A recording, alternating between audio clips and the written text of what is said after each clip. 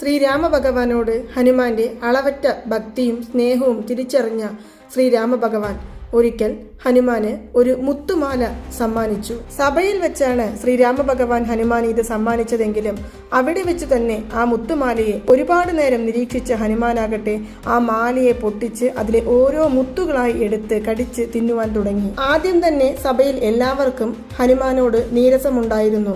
രാമഭഗവാനോട് ഒരുപാട് ഭക്തിയുണ്ട് എന്ന കാരണത്താൽ. അതിനാൽ തന്നെ അവർ ഈ ഒരു കാരണം കൊണ്ട് മാത്രം ഹനുമാനെ കുറ്റപ്പെടുത്തുവാൻ തുടങ്ങി. പക്ഷേ ശ്രീരാമഭഗവാനാകട്ടെ ഹനുമാനെ കുറിച്ച് എല്ലാം തന്നെ അറിയാം.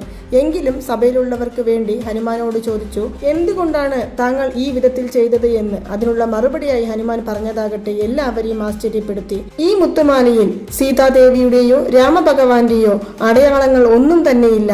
അങ്ങയുടെ അടയാളങ്ങളില്ലാത്ത ഒന്നും തന്നെ എനിക്ക് ആവശ്യമില്ല. രാമഭഗവാനും സീതാദേവിയും എന്നും എന്റെ ഹൃദയത്തിലാണ് ഉള്ളത് എന്ന് പറഞ്ഞ്